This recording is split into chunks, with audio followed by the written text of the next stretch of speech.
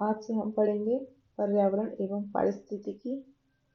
ये GS pointer के पूर्वावलोकन का सार है। इसमें तथ्यात्मक और अध्यायवार बिंदुवार संकलन किया गया पूर्व परीक्षा प्रश्न पत्रों का एक घटना चक्र की बुक है। आप चाहें तो घटना चक्र की जीएस पॉइंटर मार्केट से ले सकते हैं। तो पर्यावरण के कौन कौन से बिंदु पढ़ेंगे हम? पर्यावरण एवं सतत विकास, पारिस्थितिकी, जैव विविधता, हरित गृह प्रभाव एवं जलवायु परिवर्तन, ओजोन परत क्षरण, वन एवं वन्यजीव अभ्यारण्य, जैवमंडल रिजर्व, वैकल्पिक ऊर्जा, प्रदूषण, जल संरक्षण, विविध। ये आपके यूपीपीसीएस के जो आगामी परीक्षा UPPCS 2024, RO BEO, RAS, BPSC, सारी परीक्षाओं के लिए यूपीएससी सबके लिए उपयोगी है। तो शुरू करते हैं। सतत विकास लक्ष्य, ये काम का नहीं है। प्रेजेंट वाला पढ़ लेते हैं। 2024 में भारत का स्थान क्या रहा? 109वां रहा।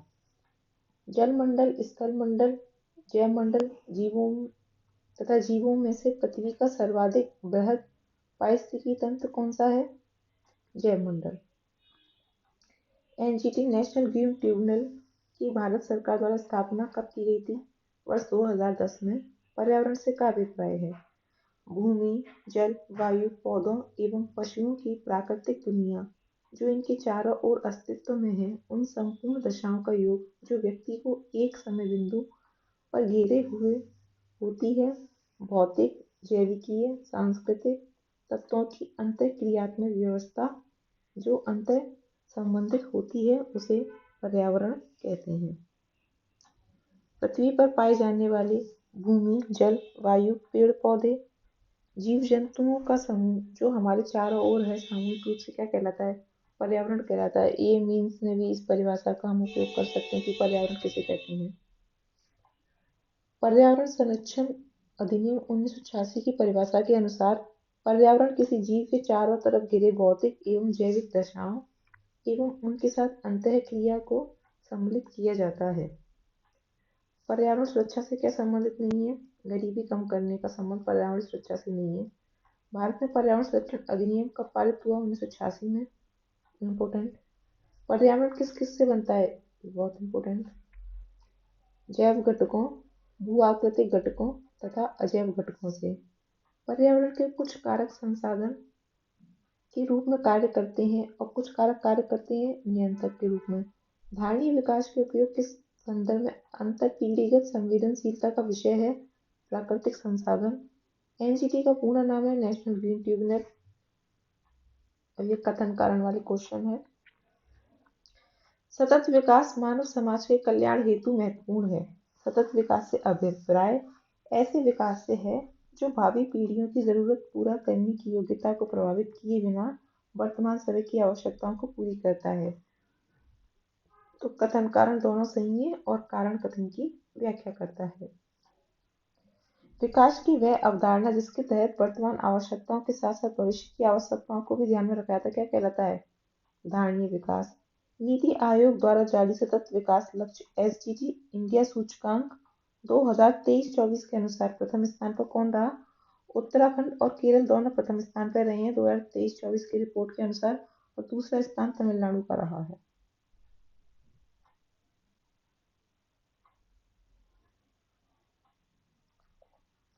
वर्ष 2002 में जोहान्सबर्ग में आयोजित पृथ्वी सम्मेलन का मुख्य मुद्दा क्या था? सतत विकास। तो अगर पूछी जाए सतत विकास की अवधारणा कब आई, तो वर्ष 2002 के जोहान्सबर्ग में आयोजित पृथ्वी सम्मेलन से। ये सतत विकास के 17 लक्ष्यों में से कुछ इम्पोर्टेंट। एसडीजी 10 असमानताओं में कमी, एसडीजी 13 जलवायु कार्रवाई, एसडीजी 14 जल में जीवन, एसडीजी 15 स्थल पर जीवन। ये मिलाने के लिए आता है। ये 2024 और 23 दोनों में आया है यूपीपीसीएस में। एसडीजी का निर्धारण किया, कुल कितने एसडीजी हैं? 17। एसडीजी को प्राप्त करने की प्रगति की दिशा में विभिन्न देशों द्वारा किए गए प्रयासों की प्रगति जानने हेतु निर्माण किया गया है सस्टेनेबल डेवलपमेंट इंडेक्स का, एसडीआई। प्राकृतिक संसाधनों का वर्तमान पीढ़ी द्वारा इस प्रकार उपयोग किया जाना कि प्राकृतिक संसाधनों का न्यूनतम क्षरण हो, ये कौन सा विकास कहलाता है? सतत विकास।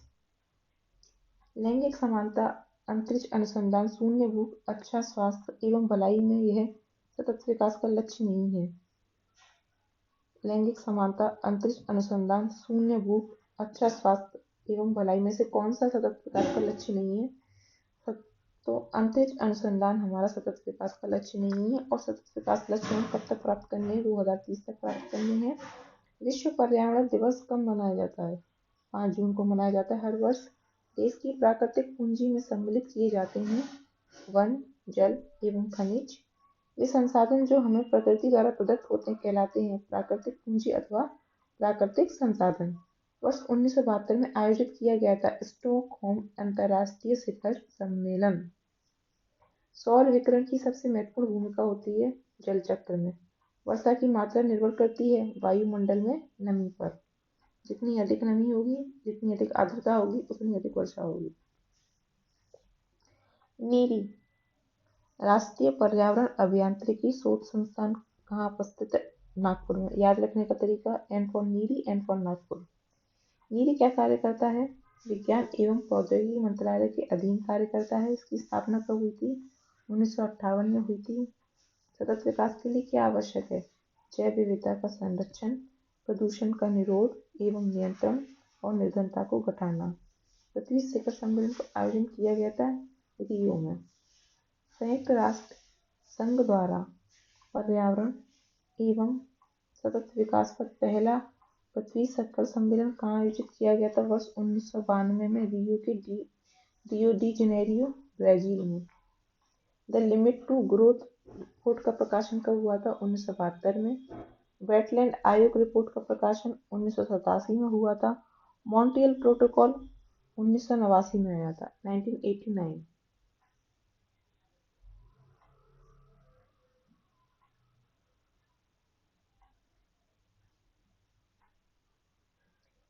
पृथ्वी सम्मेलन में 21वीं शताब्दी के लिए पर्यावरणीय विकास हेतु कार्यक्रम निर्धारित किए गए हैं। इन कार्यक्रम का नाम क्या है? एजेंडा 21। पृथ्वी सम्मेलन में 21वीं शताब्दी के लिए जो पर्यावरण विकास हेतु कार्यक्रम निर्धारित किए गए हैं उनका नाम है एजेंडा 21। रियो 20 घोषणा पत्र का शीर्षक था द फ्यूचर वी वांट। पृथ्वी के चारों ओर गैसों के समूह को कहते हैं वायुमंडल। वायु है एक मिश्रण कौन कौन सी गैसों का? नाइट्रोजन सबसे ज्यादा, ऑक्सीजन, आर्गन 0.93, फिर कार्बन डाइऑक्साइड, ये सब वायुमंडल में पाई जाती हैं। नोबल गैसों में से वह गैस जो वायु में नहीं पाई जाती, तो रेडॉन नहीं पाई जाती है। वातावरण में सर्वाधिक प्रतिशत किसका है? नाइट्रोजन का है। यदि पृथ्वी पर पाई जाने वाली वनस्पतियों को समाप्त कर दिया जाए तो कौन सी गैस नहीं रहेगी? ऑक्सीजन, यह कमी हो जाएगी। वह कार्य जो पेड़ पौधे नहीं करते हैं, वायु का प्रदूषण नहीं करते।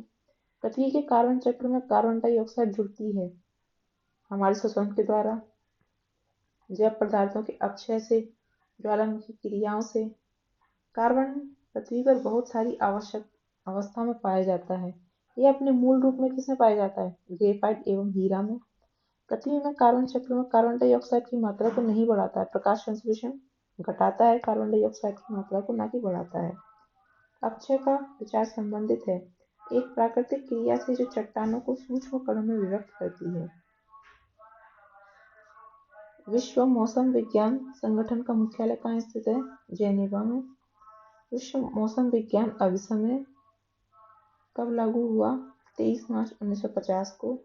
विश्व मौसम विज्ञान संगठन के महासचिव सेक्रेटरी जनरल पेटेरी टलास हैं। विश्व मौसम विज्ञान संगठन के प्रेसिडेंट कौन है? Gerhard Adrian. United Nation Environment Programme कहाँ पर स्थित है? Nairobi, Kenya. संयुक्त राष्ट्र सभा के छठे सत्र का आयोजन 26 फरवरी से 1 मार्च 2024 तक कहाँ पर हुआ था? तो नैरोबी, कीनिया में ही हुआ था। यूनेप की स्थापना कब हुई थी? 1972 में हुई थी। यूनेप का कार्यकारी निदेशक कौन है? Inger Anderson. ईपीए का पूर्ण नाम क्या है? Environmental protection agency. Cartagena protocol किससे संबंधित है? वायु सेफ्टी से। स्टॉकहोम सम्मेलन अनवरत जैविक प्रदूषण से POP, persistent organic pollutant. Montreal protocol कैसे संबंधित है? ओजोन परत से कब लागू हुई थी? 1989। ग्रीन वॉश इंगित करता है पर्यावरण संरक्षण का झूठा वादा करना। ग्रीन वॉश जैसे बोलते हैं ना, माइंड वॉश करना, झूठी झूठी बातें, ऐसे ग्रीन वॉश।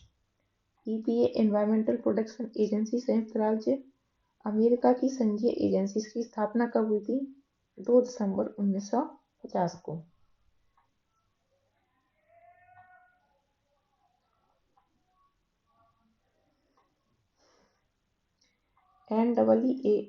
NEAA का फुल फॉर्म क्या है?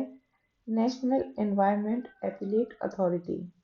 ग्रीन पीस इंटरनेशनल का मुख्यालय एम्स्टर्डम, नीदरलैंड में। ग्रीन पीस इंटरनेशनल क्या है? एक गैर सरकारी पर्यावरण संगठन है।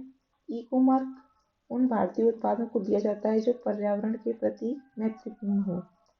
ब्यूरो ऑफ इंडियन स्टैंडर्ड द्वारा वर्ष 1991 से क्या दिया जा रहा है? Eco mark. पर्यावरण अनुकूल उपभोक्ताओं को चिन्हित करने के लिए सरकार ने आरंभ किया है इको मार्क। कब से? 1991 से। सस्टेनेबल एग्रीकल्चर का अर्थ है भूमि का इस प्रकार प्रयोग कि उनकी गुणवत्ता अक्षुण्ण बनी रहे, यानी उनकी गुणवत्ता में ह्रास ना हो। भारत में टिकाऊ कृषि के लिए कौन सा राष्ट्रीय मिशन कब से चल रहा है? वर्ष 2014-15 से। भारत में हरित गृह कृषि प्रारंभ करने वाला राज्य है पंजाब। प्राकृतिक वनस्पति जलवायु का सही सूचकांक है। सही है। जल प्रिय पौधे आर्द्र जलवायु में पाए जाते हैं।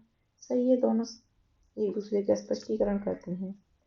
नगरीकरण एवं औद्योगिकरण हानिकारक है संतुलित विकास के लिए, पर्यावरण एवं पारिस्थितिकी के लिए, जैविक विविधता के संरक्षण के लिए।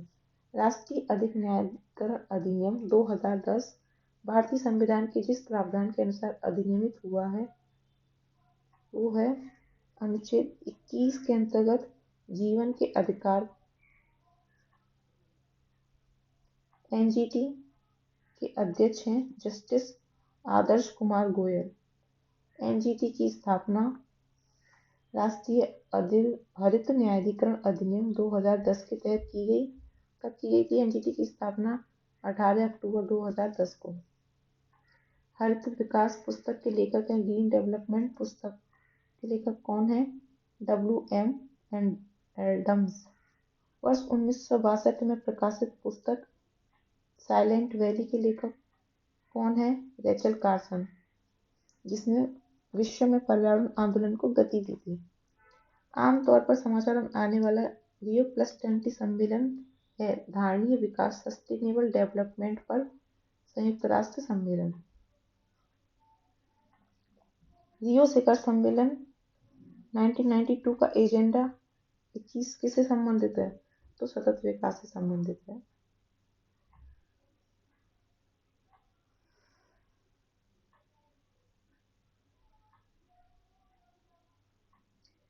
Rio+20 धारणीय विकास पर संयुक्त राष्ट्र सम्मेलन का लघु नाम है। यह जून 2022 में हुआ था। रियो डी जेनेरियो ब्राजील में हुआ था। हरित अर्थव्यवस्था पर कार्रवाई के लिए भागीदारी पेज का सृजन हुआ। Partnership for action on green economy. तो 2012 में रियो डी जेनेरियो के संधारणीय विकास पर संयुक्त राष्ट्र सम्मेलन में पेज प्रोग्राम का सृजन किया गया। पृथ्वी सम्मेलन +5 1997 में हुआ था। देखो, पृथ्वी सम्मेलन हुआ था 1992 में। +5 मतलब इसमें +5 और जोड़ दो तो 1997 हो गया। ऐसे ही अगर Rio+20 का मतलब है 1992 में +20 हो गया तो क्या हो गया? ये 2012 हो गया। 23 से 27 जून 1997 के मध्य संयुक्त राष्ट्र महासभा में एक विशेष बैठक का आयोजन हुआ जिसे Rio+5 या पृथ्वी +5 के नाम से जाना जाता है। कहाँ पे हुआ था ये? न्यूयॉर्क में हुआ था। वैज्ञानिकों, अर्थविदों, सिविल सेवकों तथा व्यवसायियों की एक संस्था जो मानवता के समक्ष उपस्थित होने वाले वैश्विक चुनौतियों के समाधान हेतु सुझाव देती है। Club of Rome. Earth summit या पृथ्वी शिखर सम्मेलन स्टॉकहोम सम्मेलन की 20वीं वर्षगांठ मनाने के लिए आयोजित किया गया। इसमें सम्मिलित देशों ने धारणीय विकास के लिए एक कार्यवाही योजना स्वीकृत की जिसे जाना जाता है एजेंडा 21 के नाम से। कई प्रतिरोपित पौधे इसलिए नहीं बढ़ते क्योंकि प्रतिरोपण के दौरान अधिकांश मूलरूम नष्ट हो जाते हैं। मूलरूम की कोशिका भित्ति मुख्यतः बनी होती है सेलुलोज से। मूलरूम मृदा से चिपके रहते हैं पेक्टिन के द्वारा। पर्यावरण अपकर्ष से क्या अभिप्राय है? पर्यावरणीय गुणों का पूर्ण रूप से निम्नीकरण, मानवीय क्रियाकलापों से विपरीत परिवर्तन लाना, पारिस्थितिकीय विभिन्नता के परिणामस्वरूप पारिस्थितिकीय असंतुलन। पर्यावरण संतुलन के संरक्षण से संबंधित है वन नीति, पर्यावरण सुरक्षा अधिनियम 1986, औद्योगिक नीति तथा शिक्षा नीति। सही कथन है। एनजीटी पर्यावरणीय न्याय उपलब्ध कराता है और उच्चतर न्यायालयों में मुकदमों के भार को कम करने में सहायता करता है, जबकि CPCB central pollution control board CPCB झरनों और कुओं की सफाई को प्रोत्साहित करता है और देश में वायु की गुणवत्ता में सुधार लाने का लक्ष्य रखता है। जैव विविधता पर अभिसमय एवं जलवायु परिवर्तन पर संयुक्त राष्ट्र ढांचा अभिसमय के लिए वित्तीय क्रियाविधि के रूप में काम करता है। भूमंडलीय पर्यावरणीय सुविधा जीईएफ की स्थापना कब हुई थी? 1991 में। ग्लोबल इन्वायरमेंटल फैसिलिटी कब बना? 1991 में। यूएनएफसीसीसी के तहत अल्प विकसित देशों के लिए अल्प विकसित देश निधि उपलब्ध कराता है, तो जीईएफ उपलब्ध कराता है। जीईएफ कब बना था? 1991 में। विशिष्ट जलवायु परिवर्तन नीति the special climate change fund की स्थापना की गई थी। COP7 की बैठक मराकेश से प्राप्त निर्देशों के आधार पर वर्तमान में जीईएफ के सीईओ और अध्यक्ष कौन है? तो कार्लोस मैनुअल रोड्रिगेज। पलाचीमाड़ा केरल, जो पर्यावरण की अपार क्षति के कारण चर्चा में था, कहाँ पे? केरल में है। पर्यावरण एनवायरमेंटल प्रोटेक्शन एक्ट, पर्यावरण सुरक्षा अधिनियम को अन्य जिस नाम से जाना जाता है छाता विधान, वर्ष 1972 में स्टॉकहोम में आयोजित संयुक्त राष्ट्र के प्रथम मानव पर्यावरण सम्मेलन के निर्णयों को कार्यान्वित करने के उद्देश्य से भारत सरकार ने पारित किया पर्यावरण संरक्षण अधिनियम 1986। जेनेटिक इंजीनियरिंग अनुमोदन समिति का गठन किया गया पर्यावरण संरक्षण अधिनियम 1986 के अधीन जेनेटिक इंजीनियरिंग अप्रूवल कमेटी का नाम बदल दिया गया है और क्या कर दिया गया है इसका नाम? आनुवांशिक इंजीनियरिंग आकलन समिति, genetic engineering appraisal committee. Approval से अप्रेजल कर दिया गया है। भारत में कृषि के पर्यावरण अनुकूल दीर्घस्थायी विकास के लिए जो रणनीति सर्वश्रेष्ठ है मिश्र सस्यन का मतलब क्या होता है? जिसमें पौधे भी उगाए जाते हैं और उसके साथ साथ पशुपालन भी किया जाता है। कार्बनिक उर्वरक, नाइट्रोजन यौगिकरक पौधे और कीट प्रतिरोध सस्य किस्मों का प्रयोग। प्राकृतिक कृषि का अन्वेषक है मसानोबु फुकुओका। बहुत इंपॉर्टेंट क्वेश्चन है। पर्यावरण संरक्षण के लिए ग्रीन आर्मी को प्रारंभ किया है ऑस्ट्रेलिया ने। ये यूपीपीसीएस 2023 का क्वेश्चन है। विकास का वो पक्ष जो 20वीं सदी के 80 के दशक के मध्य विकास के नकारात्मक पक्ष की चर्चा में सम्मिलित नहीं था। राजनीति एवं विकास, देश के पर्यावरण को बनाए रखने के लिए जनसंख्या नियंत्रण आवश्यक है। सही है। जनसंख्या में तीव्र वृद्धि के कारण पर्यावरण संतुलन बना रहता है। नहीं, ये असत्य है। संधारणीय विकास के संदर्भ में वैश्विक सूचक संरचना तथा राष्ट्रीय सांख्यिकी व्यवस्थाओं द्वारा प्रस्तुत एवं क्षेत्रीय आधार पर संकलित सूचना के आधार पर संयुक्त राष्ट्र महासचिव एक वार्षिक संधारणीय विकास लक्ष्य रिपोर्ट प्रस्तुत करते हैं।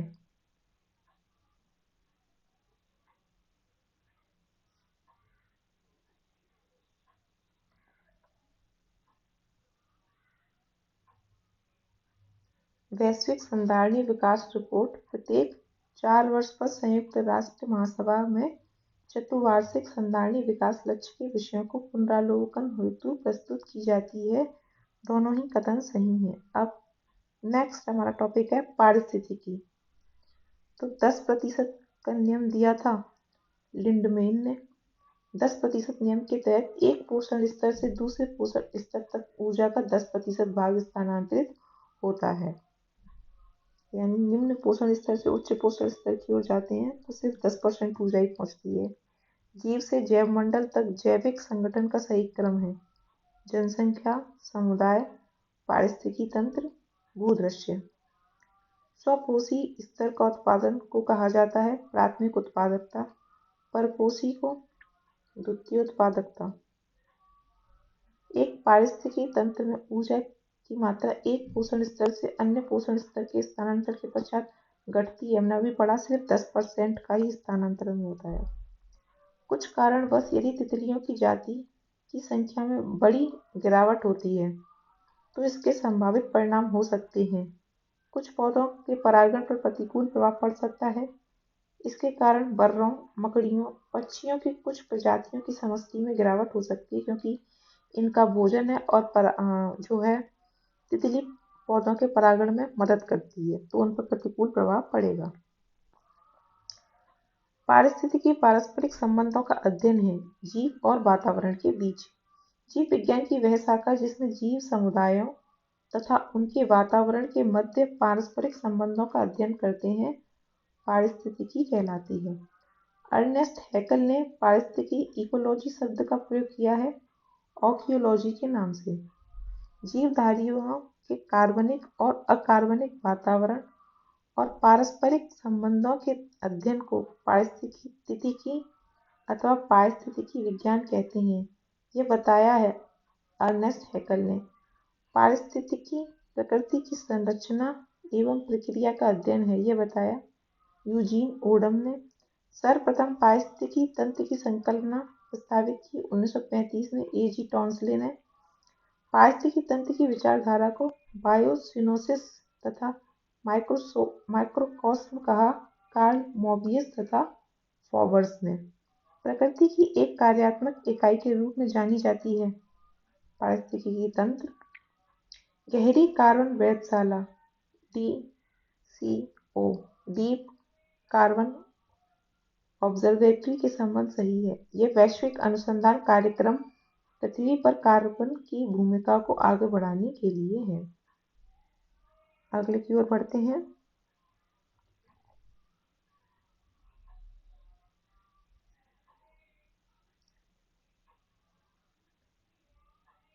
यह गहरी माइक्रोबियल पारिस्थितिकी तंत्र की क्षेत्रीय अवलोकन के लिए है। क्या? Deep sea observatory. पारिस्थितिकी तंत्र के संबंध में सही कथन है। पारिस्थितिकी तंत्र किसी निश्चित स्थान, समय, इकाई के समस्त जीवों, भौतिक पर्यावरण का प्रतिनिधित्व करता है। यह एक क्रियाशील इकाई है। इसकी अपनी उत्पादकता होती है। पारिस्थितिकी तंत्र के विषय में सही नहीं है। ये एक बंद तंत्र है जबकि पारिस्थितिकी तंत्र एक खुला तंत्र है। पारितंत्र इकोसिस्टम शब्द का सर्वोत्कृष्ट वर्णन है जीवों, ऑर्गेनिज्म का समुदाय और साथ ही वह पर्यावरण जिसमें वे रहते हैं। किसी प्रजाति विशेष के पौधों या जीवों के रहने की सटीक जगह क्या कहलाती है? आवास, हैबिटेट। किसी क्षेत्र के सभी जीवधारी तथा वातावरण में उपस्थित अजैव घटक संयुक्त रूप से निर्माण करते हैं पारितंत्र का। वन, तालाब तथा खेत में कृत्रिम तंत्र है खेत। वन, झील, धान के खेत तथा घास के मैदान में कृत्रिम पारिस्थितिकी तंत्र है धान का खेत। घास स्थल, वन तथा मरुस्थल उदाहरण है स्थलीय पारिस्थितिकी तंत्र के। झील, नदियों तथा समुद्र, तालाब, ज्वारंत, मुख आदि उदाहरण है जलीय पारिस्थितिकी तंत्र के। पारिस्थितिकी तंत्र के विविध आयाम आपस में एक दूसरे पर निर्भर नहीं है, गलत, निर्भर है। मानव क्रियाओं से वातावरण प्रभावित होता है, सही। समुदायों का पूर्ण क्रम जो क्रम से एक निश्चित स्थान पर बदलता है कहलाता है सीयर।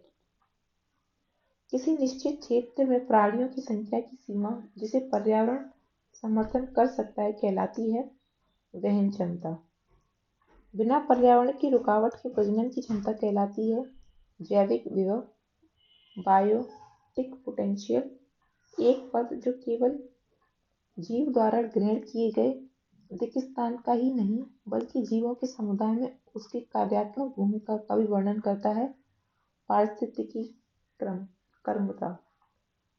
पृथ्वी के सर्वाधिक क्षेत्र पर फैला हुआ पारिस्थितिकी तंत्र है सामुद्रिक। पृथ्वी पर विद्यमान जलमंडल हाइड्रोस्फीयर में समुद्री जल होता है लगभग 97%। यदि वर्षा वन और उष्णकटिबंधीय वन पृथ्वी के फेफड़े हैं तो निश्चित ही गुर्दे क्या होंगे, आर्द्र भूमियां। अगले की ओर बढ़ते हैं।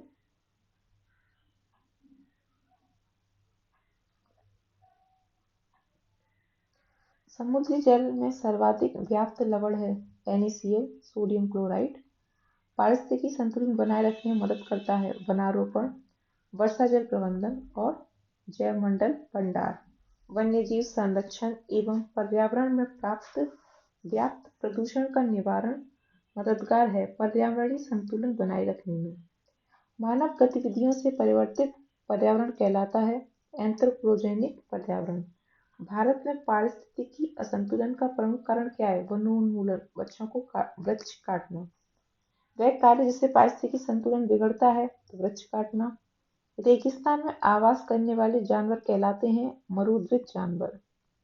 इकोसिस्टम में उच्चतम पोषण स्तर का स्थान है सर्वाहारी, क्योंकि वो सब कुछ खा सकते हैं जैसे जानवर। मनुष्य भी सर्वाहारी होता है। पारिस्थितिकी तंत्र का एक जीवीय संगठक नहीं है वायु।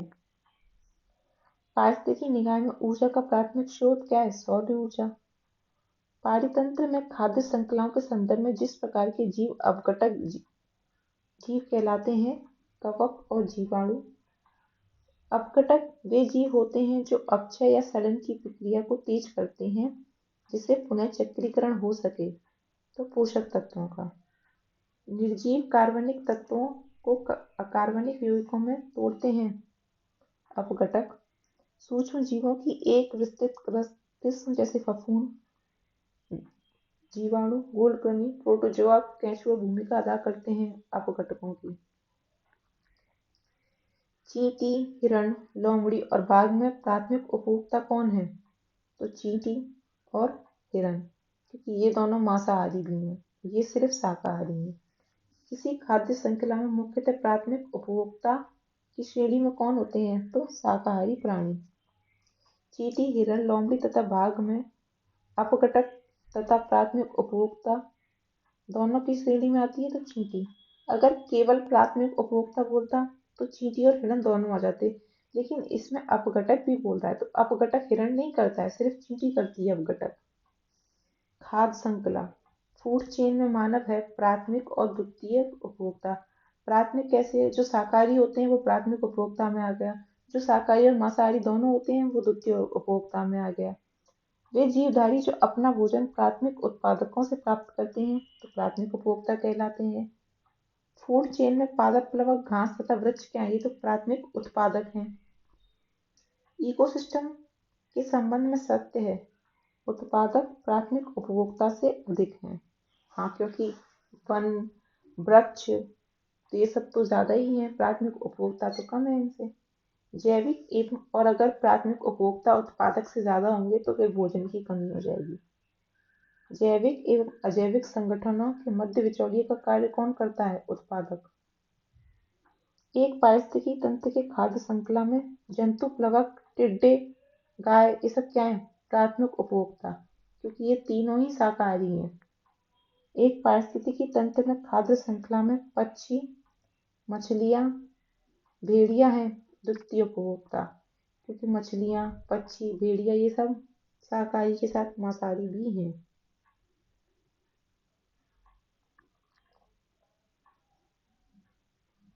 अगला है समुद्री वातावरण में मुख्य प्राथमिक उपभोक्ता कौन होते हैं? तो फाइटोप्लैंक्टन्स। पारिस्थितिकी तंत्र के जैविक घटक में उत्पादक घटक है हरे पौधे। हरे पौधे सूर्य के प्रकाश का उपयोग करके अपना आहार स्वयं निर्मित करते हैं, तो प्रकाश संश्लेषण की विधि द्वारा प्रथम पोषण स्तर के अंतर्गत आते हैं। हरित पादप पौधे हरे रंग के लवक क्लोरोफिल की सहायता से किसकी सहायता से करते हैं? तो प्रकाश संश्लेषण की सहायता से करते हैं। जीवित घटकों में शामिल होने के कारण पारिस्थितिकी तंत्र से संबंधित है हरे पौधे। एक घास स्थलीय पारिस्थितिकी तंत्र के खाद्य श्रृंखला में विभिन्न घटकों का सही क्रम। घास टिड्डे को मेढक खाएगा, मेढक को सर्प खाएगा। तो घास क्या हो गया? उत्पादक हो गया, टिड्डा हो गया प्राथमिक उपभोक्ता, मेढक हो गया द्वितीयक उपभोक्ता और सर्प हो गया तृतीयक उपभोक्ता। ऐसे पदार्थ जिनके ऑक्सीकरण के पश्चात जीवधारियों को ऊर्जा प्राप्त होती है क्या कहलाते हैं? खाद्य पदार्थ, फूड। जीवों द्वारा ऊर्जा का प्रवाह होता है एक दिशीय, यानी एक ही दिशा में। आहार श्रृंखला का निर्माण करते हैं घास, बकरी, फिर मानव बकरी को खाता है, बकरी घास को खाती है। जीव भार का पिरामिड जिस पारिस्थितिकी तंत्र में उल्टा बनता है, कौन कौन से पारिस्थितिकी तंत्र में उल्टा पिरामिड बनता है? तो तालाब अथवा समुद्रीय पारिस्थितिकी तंत्र में। पारिस्थितिकी तंत्र के विभिन्न स्तरों के प्रति इकाई क्षेत्र में उपस्थित जीव भार के रेखाचित्र निरूपण को कहते हैं जीव भार का पिरामिड। स्थलीय पारिस्थितिकी तंत्र में जीव भार का पिरामिड कैसा होता है? सीधा होता है। एक घास स्तरीय पारिस्थितिकी तंत्र घास, टिड्डा, मेढक, सर्प में डीडीटी का समावेश होने के पश्चात जिस एक जीव में उसका संभवतः अधिकतम सांद्रण प्रदर्शित होता है वो कौन है? सांप। क्योंकि सांप तृतीयक उपभोक्ता हो गया ना इन सब के बाद। टिड्डे ने घास खाई, मेढक ने टिड्डे को खाया, फिर सर्प ने मेढक को खाया, तो सबसे ज्यादा डीडीटी का समावेशन किसमें होगा? सांप में होगा। क्योंकि एक पोषण स्तर से दूसरे पोषण स्तर में जैसे ही बढ़ते हैं तो जो है डीडीटी का सांद्रण बढ़ता जाता है, जिसको जैव आवर्धन कहते हैं। जब कुछ प्रदूषक आहार श्रृंखला के साथ सांद्रता में बढ़ते जाते हैं और ऊतकों में जमा हो जाते हैं तो इस घटना को जैव आवर्धन कहते हैं। डीडीटी जैसे प्रदूषक कैसे होते हैं? जैव अनिम्नकरणीय, मतलब इनका अपघटन नहीं होता है। नीम, अमलतास, पीपल तथा यूकेलिप्टस में वह जो पारिस्थितिकी मित्र नहीं है, यूकेलिप्टस, इसको आतंकी पौधा भी कहते हैं या पर्यावरण शत्रु भी कहते हैं। यूकेलिप्टस को उसकी अत्यधिक जल ग्रहण शक्ति के कारण क्या घोषित कर दिया गया है? पर्यावरणीय शत्रु वृक्ष जो पर्यावरणीय संकट माना जाता है यूकेलिप्टस। लैंटिक आवास कौन से होते हैं? तालाब और दलदल। लिम्नेटिक क्षेत्र में पादप प्लव की अधिकता में होती है क्या? वृद्धि होती है। लिम्नेटिक क्षेत्र होता है पानी का खुला क्षेत्र।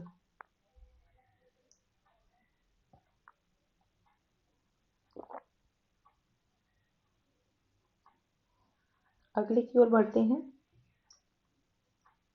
स्थिर जल के आवास लैंटिक आवास के अंतर्गत आते हैं। लैंटिक आवास के उदाहरण क्या क्या हैं? आर्द्रभूमि, जल, झील, जलाशय, ये क्या है? लैंटिक आवास। और लोटिक आवास क्या आते हैं? नदी। दो भिन्न समुदायों के बीच का संक्रांति क्षेत्र क्या कहलाता है? इकोटोन। यानी कि अगर जैसे एक समुदाय ये है, एक ये है, तो ये क्षेत्र इकोटोन कहलाएगा। वन, घास के मैदान, रेगिस्तान तथा समुद्री में सबसे स्थायी पारिस्थितिकी तंत्र क्या है? समुद्री। सर्वाधिक स्थायी पारिस्थितिकी तंत्र महासागर। अगर ऑप्शन में महासागर ना हो, समुद्र हो तो समुद्र लिखेंगे। जलमंडल, जीवभूम, स्थल मंडल और जैव मंडल में से कौन सा पृथ्वी का सबसे बृहद पारिस्थितिकी तंत्र कौन सा है? जैव मंडल। पारिस्थितिकी तंत्र में तत्वों के चक्रण को कहते हैं जैव भू रासायनिक चक्र। जल चक्र को ओडम ने सम्मिलित किया है गैसीय चक्र में। पारिस्थितिकी संतुलन से संबंधित नहीं है। औद्योगिक प्रबंधन पारिस्थितिकी संतुलन से संबंधित नहीं है। पारिस्थितिकी स्थायी मितव्ययता है। यह जिस आंदोलन का नारा है चिपको आंदोलन, तो चिपको आंदोलन का नारा क्या था? पारिस्थितिकी स्थायी मितव्ययता है। नर्मदा नदी के ऊपर बनाई जा रही बहुउद्देशीय बांध परियोजना को रोकने के लिए चलाया गया आंदोलन नर्मदा बचाओ आंदोलन था। दक्षिण भारत का पर्यावरण संरक्षण से संबंधित आंदोलन कौन सा था? एपिपको आंदोलन। जैसे उत्तरी भारत में चिपको था, दक्षिणी भारत में एपिपको था। चिपको आंदोलन किससे संबंधित है? तो पर्यावरण संरक्षण से संबंधित है। जीवमंडल उदाहरण है एक खुले विवृत तंत्र का। स्थलीय पारिस्थितिकी तंत्र के प्रमुख उपभाग कौन कौन से हैं? पर्वत पारिस्थितिकी तंत्र, निम्न स्थलीय पारिस्थितिकी तंत्र एवं अर्ध शुष्क पारिस्थितिकी तंत्र। सर्वाधिक स्थिर पारिस्थितिकी तंत्र सागरीय पारिस्थितिकी तंत्र है। पारिस्थितिकी तंत्र से संबंधित प्रमुख कथन हैं। पारिस्थितिकी तंत्र इकोसिस्टम शब्द का सर्वप्रथम प्रयोग किया था एजी टॉन्सले ने। जो जीव अपना भोजन स्वयं उत्पादित करते हैं उन्हें स्वपोषित कहते हैं। वर्ष 1935 में इकोसिस्टम शब्द का सबसे पहले प्रयोग एजी टॉन्सले ने किया था। सूक्ष्म जीव जो मृत पौधों, जंतुओं एवं अन्य जैविक पदार्थों को सड़ा गलाकर वियोजित करते हैं क्या कहलाते हैं? अपघटक या वियोजक। डिकम्पोजर्स। झील, घास स्थल, मैंग्रोव महासागर में घटती उत्पादकता का सही अनुक्रम है। सबसे ज्यादा उत्पादक होती है मैंग्रोव वनों की, उसके बाद घास स्थल की, उसके बाद झील की और सबसे कम होती है महासागर की। अधिक विविधता वाले पारितंत्र की उत्पादकता भी कैसी होती है? अधिक होती है। खाद्य श्रृंखला उस क्रम का निर्देशन करती है जिसमें जीवों की एक श्रृंखला एक दूसरे से आहार द्वारा होती है पोषित। पोषक स्तर बनते हैं खाद्य श्रृंखला में जीवों के संबद्ध होने से।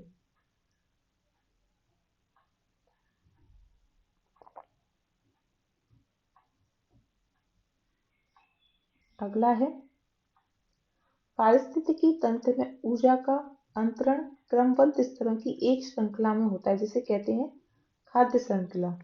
जैव मंडलीय पारिस्थितिकी तंत्र में ऊर्जा का प्रवाह होता है एक दिशीय। ऊर्जा का ना तो सृजन हो सकता है ना ही उसे नष्ट किया जा सकता है, वह सिर्फ एक रूप से दूसरे रूप में परिवर्तित हो सकती है। ये क्या है? ये ऊष्मागतिकी के प्रथम नियम है। प्रथम पोषण स्तर से दूसरे पोषण स्तर तथा द्वितीय पोषण स्तर से तृतीय पोषण स्तर में ऊर्जा की मात्रा क्या होती है? घटती है, क्योंकि एक पोषण स्तर से दूसरे पोषण स्तर में जाने पर केवल 10% ऊर्जा का ही हस्तांतरण होता है।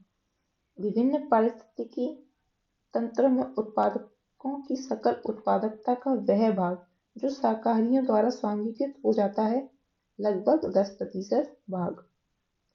सर्वप्रथम डीप इकोलॉजी शब्द का प्रयोग किया था तो अर्नीज नेस ने किया था। पारिस्थितिकी संक्रमण अवधारणा का सर्वप्रथम प्रयोग किया था बेनेट द्वारा। पारिस्थितिकी निषेध आला की संकल्पना प्रतिपादित की थी ग्रीनेल ने। पारिस्थितिकी पदछाप की माप की इकाई क्या है? भूमंडलीय हेक्टर। एक मनुष्य के जीवन को पूर्ण रूप से धारणीय करने के लिए आवश्यक न्यूनतम भूमि को क्या कहते हैं? पारिस्थितिकी पदछाप। और इसकी इकाई क्या है? भूमंडलीय हेक्टेयर। अविवेकशील जीवन शैली जिसमें पारिस्थितिकी तंत्र के घटकों जल, ऊर्जा आदि की आवश्यकता से अधिक दोहन किया जाता है, बढ़ा देती है पदछाप के आकार को। कार्बन के सामाजिक मूल्य से आशय है प्रदत्त वर्ष में 1 टन CO2 के उत्सर्जन से होने वाली दीर्घकालीन क्षति। अब सबसे जरूरी टॉपिक, इसका क्वेश्चन हर साल आता है, फिक्स रहे तो। वन्य जीव संरक्षण अधिनियम 1972 में लागू हुआ। प्रोजेक्ट टाइगर 1973, प्रोजेक्ट हाथी 1992 और जैव विविधता अधिनियम 2000 2। भारतीय वन्यजीव संरक्षण अधिनियम लागू किया गया था वर्ष 1972 में। पर्यावरण संरक्षण अधिनियम पर्यावरण के संरक्षण में सुधार के लिए पारित किया गया था 1986 में।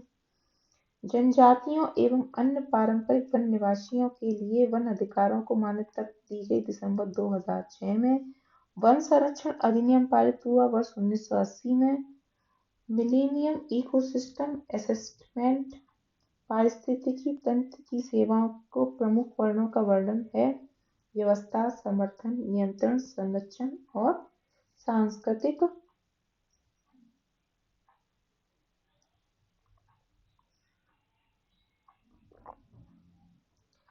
वह जो समर्थन सेवा है, पोषक चक्र और फसल परागण। एक साधारण समुद्री आहार श्रृंखला का सही क्रम क्या है? डायटम, स्वपोषी,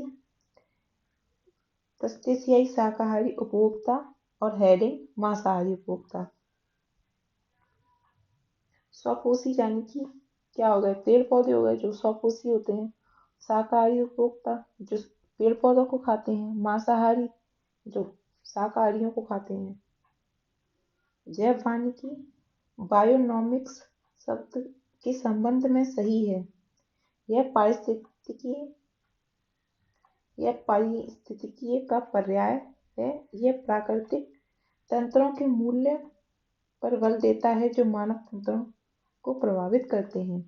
जैव वानिकी अर्थात बायोनॉमिक्स शब्द बायो तथा नॉमिक्स शब्दों से मिलकर बना है। बायो शब्द का तात्पर्य जीव या जीवन से है, जबकि नॉमिक्स शब्द नोमोस से व्युत्पन्न है जिसका अर्थ है लॉ। बायोनॉमिक्स का शाब्दिक अर्थ है तो जीवन के नियम। बस इतनी लाइन याद रखने की है। बायोनॉमिक्स का शाब्दिक अर्थ है जीवन के नियम। किसी जल निकाय के घनत्व प्रवणता को दर्शाती है पिक्नोक्लाइन। किसी जल निकाय में लवणता प्रवणता को दर्शाती है हेलोक्लाइन। जल निकाय में गहराई के साथ तापमान परिवर्तन को थर्मोक्लाइन यानी घनत्व पिक्नोक्लाइन, लवणता हेलोक्लाइन और गहराई थर्मोक्लाइन।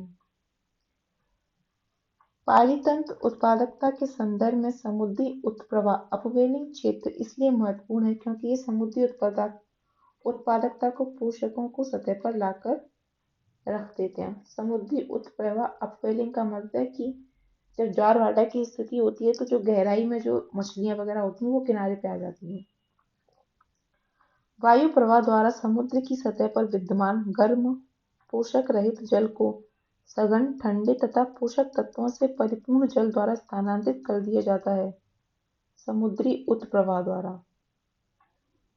पारिस्थितिक संवेदी क्षेत्र वे क्षेत्र हैं जिन्हें घोषित किया गया है पर्यावरण संरक्षण अधिनियम 1986 के तहत।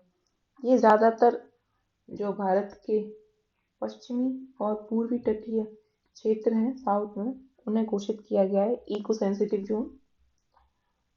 पारिस्थितिक संवेदी क्षेत्र में कृषि को छोड़कर सभी मानव क्रियाओं का निषेध नहीं है, बल्कि कुछ पर प्रतिबंध लगाया गया है और कुछ को किया गया विनियमित। घास स्थलों में वृक्ष पारिस्थितिक अनुक्रमण के अंश के रूप में जिस कारण घासों को प्रतिस्थापित नहीं करते वह है जल की सीमाओं एवं आग के कारण। भौतिक वातावरण में किसी समुदाय का समय के साथ रूपांतरण कहलाता है पारिस्थितिक अनुक्रमण। जैव अनुक्रमण की प्रावस्थाओं का सही क्रम है नवीनीकरण, यानी कि पहले वहां कुछ भी नहीं होता है, सुनसान होता है, उसके बाद धीरे धीरे प्रवास होता है, फिर आस्थापन होता है, फिर प्रतिक्रिया होती है और उसके बाद स्थिरीकरण यानी कि टिकाऊ।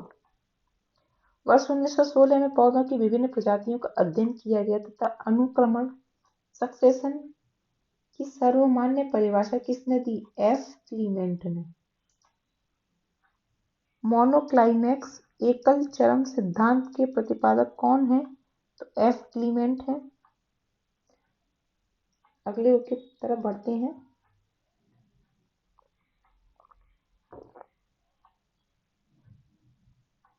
वह प्राकृतिक विधि जिसके अंतर्गत एक ही निहित तथा निश्चित स्थान पर विशेष समूह दूसरे समूह द्वारा विस्थापित हो जाता है उसे अनुक्रमण कहते हैं, सक्सेशन। लॉटिक क्षेत्र हम पढ़ चुके हैं, क्या उदाहरण है? नदी। दो पढ़े थे, लैंटिक और लॉटिक। लैंटिक में क्या क्या था? झील, तालाब। और लॉटिक में क्या है? नदी है। अगले की तरफ बढ़ते हैं, जैव विविधता। राष्ट्रीय उद्यानों में आनुवंशिक विविधता का रखरखाव इन सीटू। दो तरह के संरक्षण होते हैं, इन सीटू और एक्स सीटू। इन सीटू का मतलब होता है उसी स्थान पर, और एक्स सीटू का मतलब होता है किसी दूसरे स्थान पर ले जाकर उसका संरक्षण करना, जैसे प्रयोगशाला वगैरह में।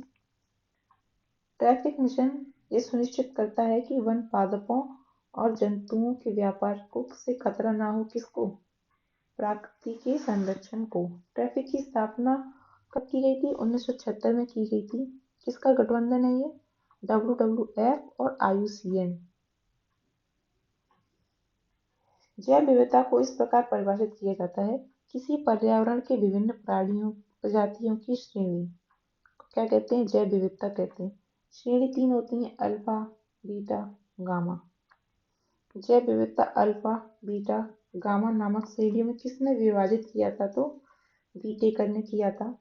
जैव विविधता को मापने का वह गणितीय सूचकांक जो एक स्थानीय स्तर पर किसी समुदाय, आवासीय क्षेत्र में माध्य प्रजाति विविधता को दर्शाता है, अल्फा सूचकांक।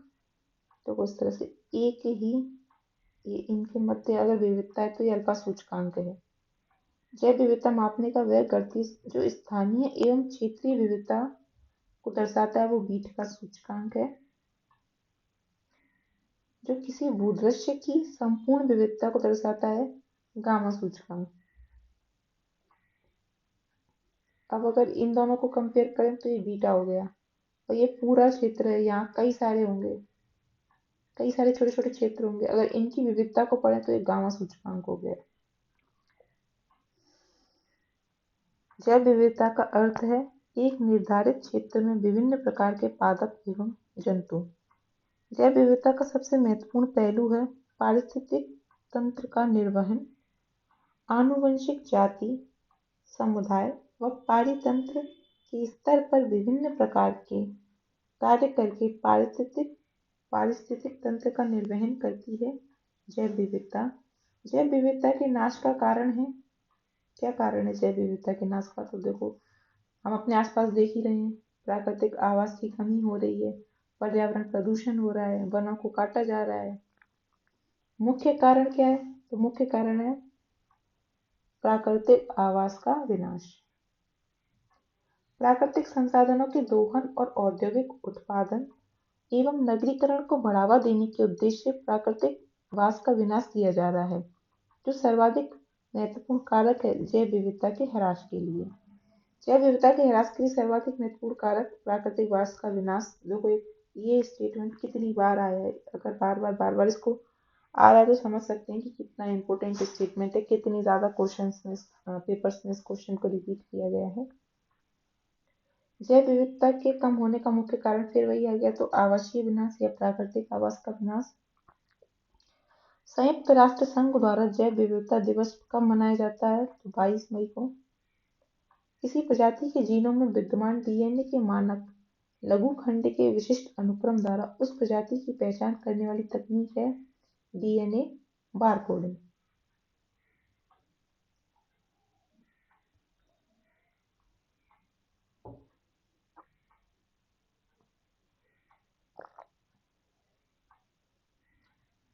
संयुक्त राष्ट्र संघ ने 2011 से 2020 को क्या घोषित किया है?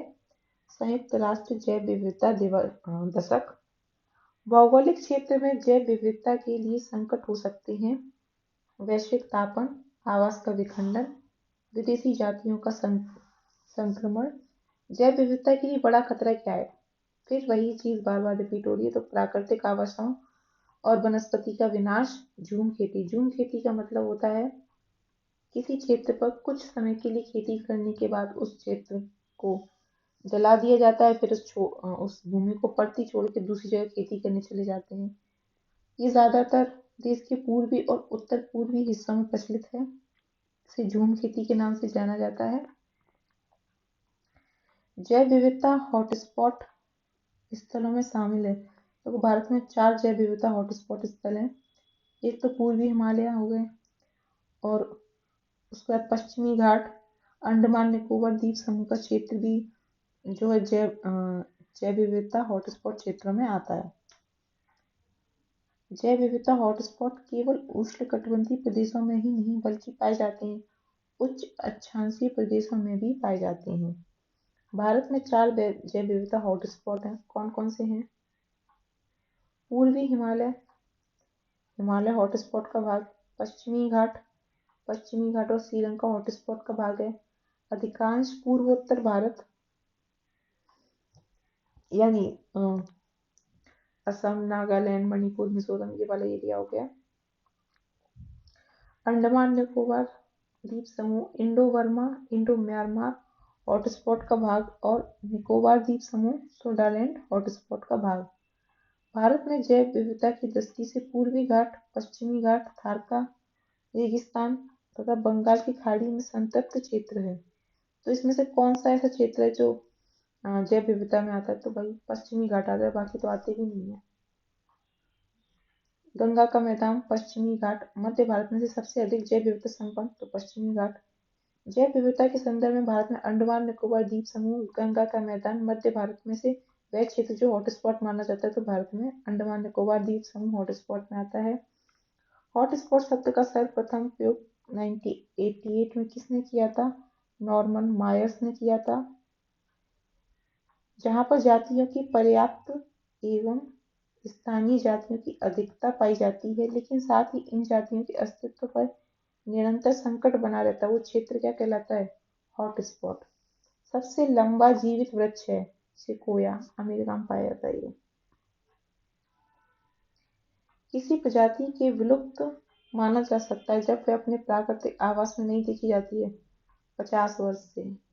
किसी प्रजाति के विलोपन के लिए उत्तरदायी है बड़े आकार वाला शरीर, जैसे डायनासोर, संकुचित नीच कर्मता, मतलब आवास उसका छोटा है, आनुवांशिक भिन्नता में कमी। किसी प्रजाति के विलोपन के लिए उत्तरदायी नहीं है व्यापक नीच। तो ये हमें पता है, हम पढ़ चुके हैं कि संकुचित नीच उत्तरदायी है, न कि व्यापक नीच। अगर ज्यादा आवास होगा तो जाहिर सी बात है उसे सहूलियत रहेगी। प्रकृति एवं प्राकृतिक संसाधन अंतर्राष्ट्रीय संरक्षण संघ IUCN द्वारा विलुप्ति के कगार पर खड़े संकटग्रस्त पौधों और पशु जातियों की सूचियां सम्मिलित की जाती हैं रेड डाटा बुक में। रेड डाटा बुक किससे संबंधित है? IUCN से। रेड लिस्ट का संबंध किस संगठन से है? IUCN से।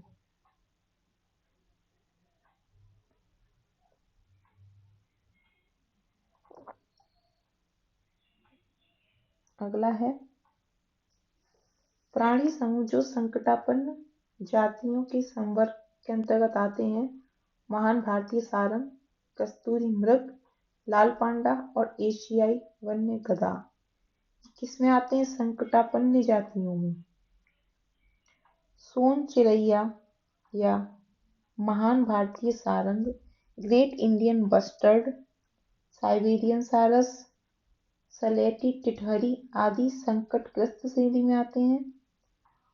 कस्तूरी मृग संकटग्रस्त श्रेणी में, और एशियाई वन्य गधा संकट के नजदीक नियत थ्रेटेंड श्रेणी में आता है।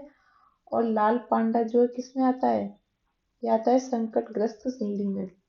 ये सब याद रखने पड़ते हैं कि कौन सा पक्षी जानवर कौन सी श्रेणी में आता है। ये यूपीएससी में बहुत इस तरीके के क्वेश्चन पूछे जाते हैं, आजकल ये पीपीसीएस में भी पूछे जा रहे हैं।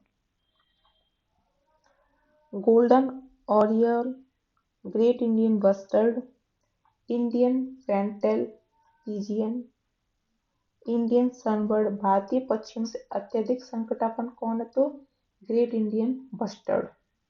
ये रेगिस्तान में पाया जाता है, धार के रेगिस्तान में, कच्छ और राजस्थान वाले भाग में। यद्यपि भारत की जनसंख्या तीव्र गति से बढ़ रही है, किंतु पक्षियों की संख्या तेजी से घट रही है, क्योंकि पक्षियों के वासस्थान पर बड़े पैमाने पर कटौती हुई है। कीटनाशक, रासायनिक उर्वरक तथा मच्छर भगाने वाली दवाओं को बड़े पैमाने पर उपयोग हो रहा है। उत्तराखंड में जैव विविधता के ह्रास का कारण नहीं है बंजर भूमि का वनीकरण। अगर बंजर भूमि का वनीकरण करेंगे तो उससे तो जैव विविधता का अधिकता होगी, ना कि ह्रास। सड़कों का विस्तार, नगरीकरण और झूम किसके लिए उत्तरदायी हैं? जैव विविधता के ह्रास के लिए। वर्ष 1975 में भारत का अभिन्न अंग बनाया गया, जिसे वनस्पति शास्त्रियों का स्वर्ग कहते हैं। तो सिक्किम ही भारत का ऑर्गेनिक स्टेट है, फर्स्ट ऑर्गेनिक फार्मिंग करने वाला स्टेट। जैव विविधता के साथ साथ मनुष्य ने परंपरागत जीवन के संरक्षण के लिए सबसे महत्वपूर्ण रणनीति जिस एक की स्थापना करने में निहित है, वह है जैव मंडल नेचर रिजर्व। जैव मंडल रिजर्व क्यों स्थापित किए जाते हैं? जैव विविधता के संरक्षण के लिए। और ये कैसा संरक्षण है? इन सीटू संरक्षण है, मतलब उसी स्थान पर होता है, ना कि एक्स सीटू। वह स्थल जो वानस्पतिक संरक्षण हेतु स्वस्थान नहीं है। तो वानस्पतिक उद्यान बॉटनिकल गार्डन जिसे बोलते हैं। बॉटनिकल गार्डन में प्रिजर्व करने के लिए बहुत सारे पौधों को, अलग अलग किस्म को एक जगह उगाया जाता है। जबकि जैव मंडल रिजर्व, जहाँ पर जिस चीज की अधिकता होती है, जिस वनस्पति की, उस एरिया को रिजर्व घोषित कर दिया जाता है।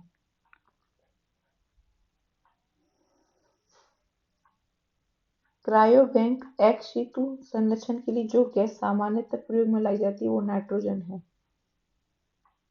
वनस्पतियों और जानवरों की विलुप्त प्रजातियों को संरक्षण के लिए उनके प्राकृतिक आवास से पृथक कर दिया जाता है। तो क्या हो गया? ये एक्स सीटू हो गया, तो उसे एक्स सीटू संरक्षण कहेंगे। बाह्य वासन या एक्स सीटू संरक्षण रणनीति का उदाहरण है जीन बैंक, ऊतक संवर्धन केंद्र, वानस्पतिक उद्यान, एक्वेरियम, घरों में लगाते हैं ना आजकल एक्वेरियम, चिड़ियाघर। ये सब क्या है? एक्स सीटू के उदाहरण हैं।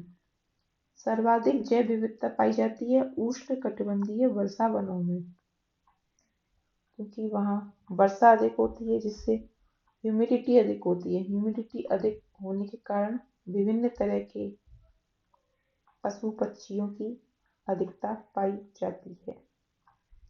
गहरे समुद्र, उष्ण कटिबंधीय वर्षावन, कोरल रीफ तथा मरुस्थल में वह पारिस्थितिकी तंत्र जिसमें प्रजाति विविधता काफी अधिक होती है। तो हम पढ़ चुके हैं उष्ण कटिबंधीय वर्षावनों में भी होती है तथा कोरल रीफ में भी अधिक होती है।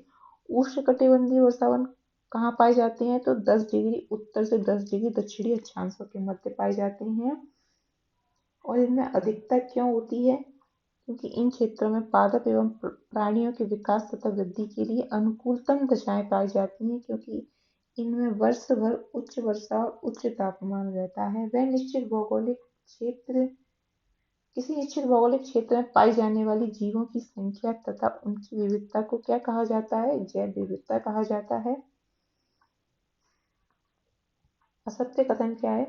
भूमध्य रेखा से ध्रुवों की ओर जाति विविधता में वृद्धि होती है, ऐसा नहीं है। हम पढ़ चुके हैं कि भूमध्य रेखा के पास का 5 डिग्री उत्तर से 5 डिग्री नॉर्थ के बीच के क्षेत्र में जैव विविधता सर्वाधिक पाई जाती है। प्राणियों एवं पादपों की जातियों में अधिकतम विविधता मिलती है उष्ण कटिबंध के आर्द्र वनों में।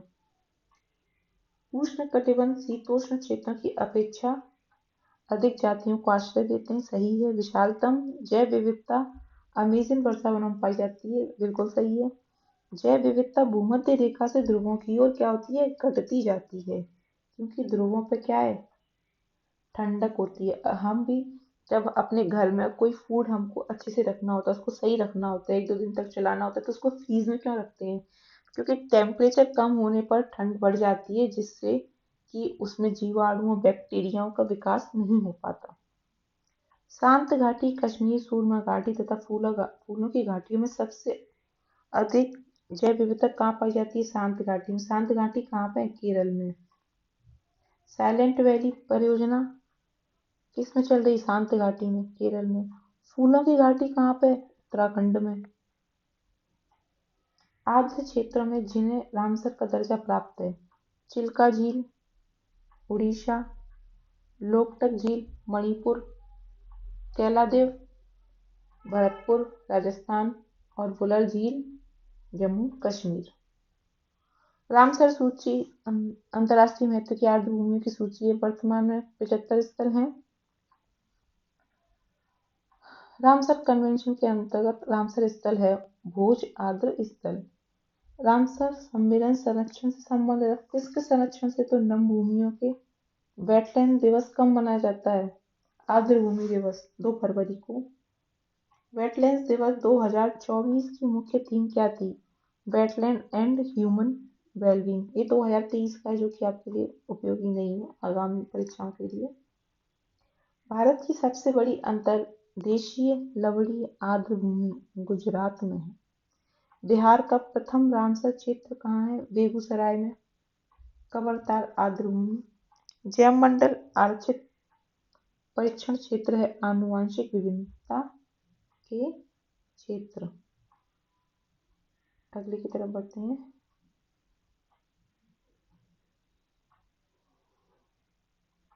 प्रवाल विरंजन का सबसे अधिक प्रभावी कारक क्या है?